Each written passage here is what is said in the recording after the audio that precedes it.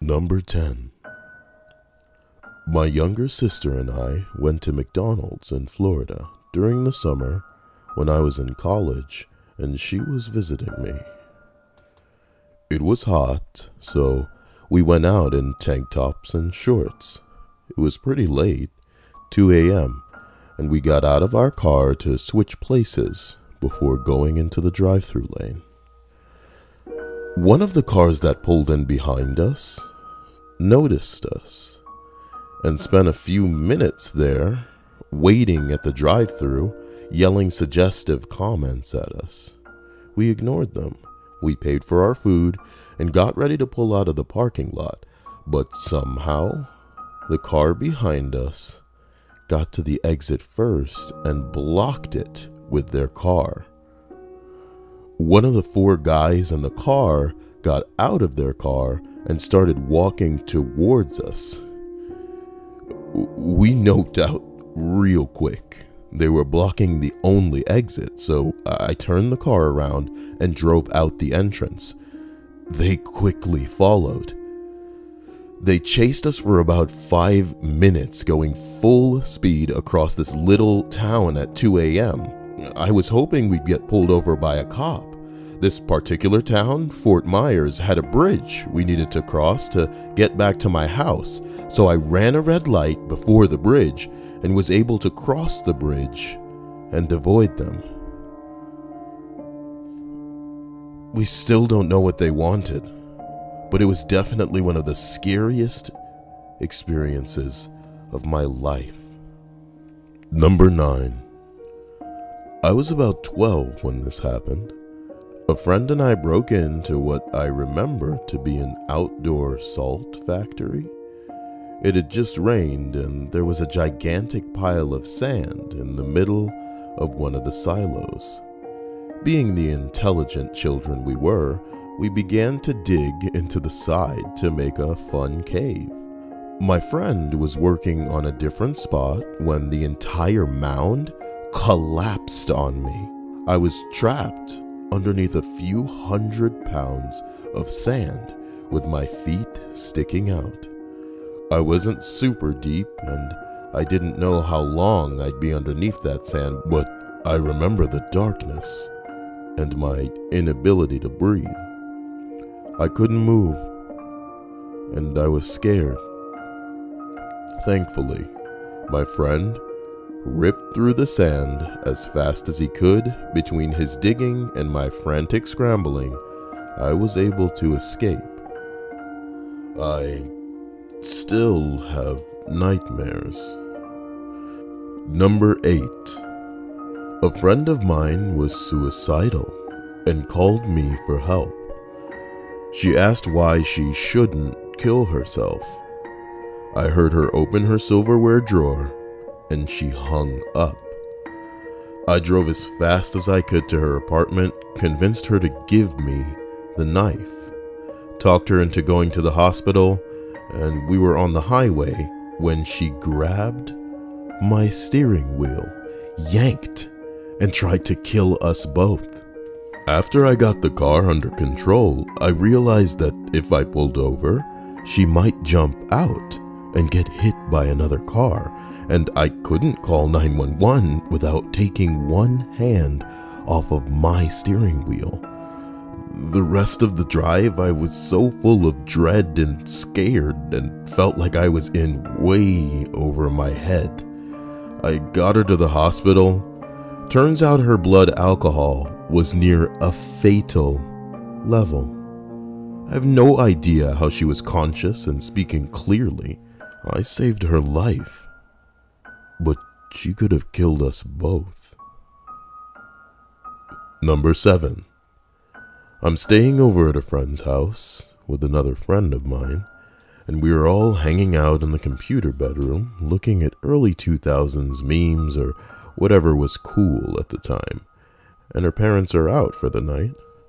This bedroom was in a hallway of the living room where the front door was.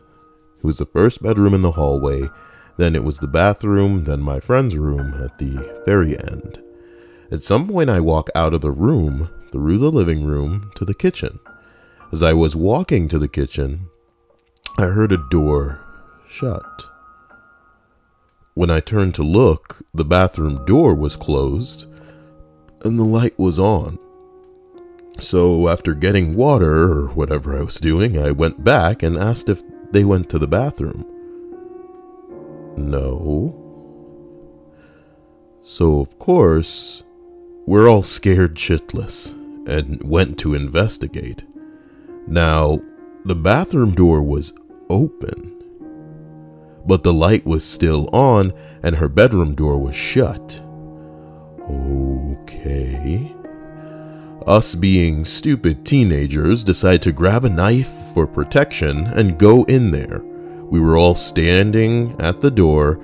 Her huge dog is with us and growling at the door. My friend starts to reach for the door when the handle starts to wiggle. So of course we start screaming and run out. We went across the street to the neighbors and called the cops and her mom. Cops clear the house out, say it's clear, but once we get back in, we see that her window was open and that all of the stuff on the nightstand has been knocked to the floor. I really hate to think what would have happened if I hadn't left that room and noticed something amiss. Number 6. When I was 14, my mom was extremely late coming home from work. I had called her cell phone multiple times with no answer. Since my dad had died in a car accident 4 years prior, I tended to be extremely paranoid, which didn't help when a cop car pulled into our driveway. The cop dropped my mom off and left. I was so relieved to see her until I asked where her car was. She told me that she was trying to commit suicide by swerving to hit a tree at 70 miles an hour. She lost control, hit a ditch, and rolled multiple times into a field. Thankfully, that woke her up. She went to therapy, got up on several medications, and hasn't done anything like that since. Number 5. Me and a friend, let's call her Everett, were having a sleepover at her house. Everything was going fine. We were playing video games, we were eating junk food, and playing Truth or Dare. When it came for the actual sleeping part, Everett woke up at 3 in the morning. She said that there was a noise coming from outside. We both quietly got up and looked out the window. There was a guy in a gray hoodie smashing a beer bottle into a woman's head, screaming, "You fucking bitch." Everett informed her dad, he called the police, and the guy was arrested. His wife had filed a divorce for abusive and controlling behavior, and he didn't take it kindly. The guy's wife, let's call her Jocelyn, received a concussion and a nasty forehead bruise, but luckily, she recovered. It's a good thing Everett woke up, or Jocelyn might not have made it. Number 4. Getting into a car with my drunk mother. We were trying to get to Colorado from Kansas, and it's maybe 1 in the morning. We checked out of the motel, and she backed her car into a tree in the parking lot. She parked the car again, and we checked back in to the motel.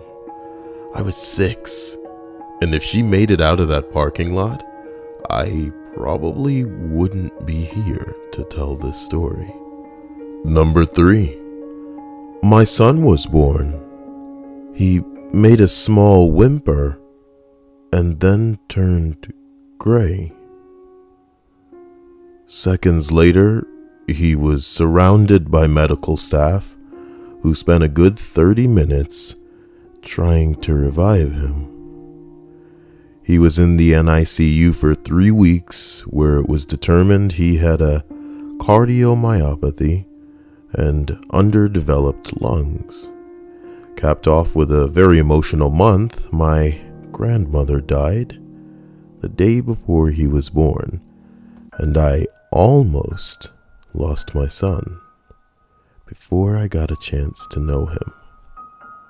Number 2. I'm in Louisiana on a business trip and decide to go out for dinner. Things were going well until I got drugged. I wake up in an abandoned building, missing all of my belongings and beat to shit. During what is later determined to be the days that I was missing under the influence of the drug scopolamine, I was led by my attackers to withdraw over $1,700 from an ATM. And I remember nothing still to this day. People have suggested hypnotic regression therapy, but I'd honestly rather not remember. I consider myself lucky to be alive. Number 1. A dude got off at a bus stop I was passing by on the way to a 7-Eleven. He started talking to me as I was walking. I was 15 at the time, and I had social anxiety, so it was difficult to say I didn't want to talk. So I just gave 1 or 2 word replies and hoped he'd leave soon. He starts asking me things like how old I am and if I have a boyfriend. He said that he was 21 or something, and I'm a little put off, but then he starts asking if I drink and if I'm still a virgin. Keep in mind that I told him I was 15. Then we get outside 7-Eleven, and he says he's going to go and asks for a hug. I'm too scared of making him angry and decide to just give him a quick hug and get it over with. Well, the quick hug turned into him tonguing me and groping my arm as he tried to shove it down my pants. He called me babe between breaths and told me he knew I wanted his cock. I called the cops when he finally left. I couldn't stop crying. It messed me up for a few weeks. Even now at 21 years old, I can still feel his breath in my mouth and his tongue on mine. It makes me want to vomit.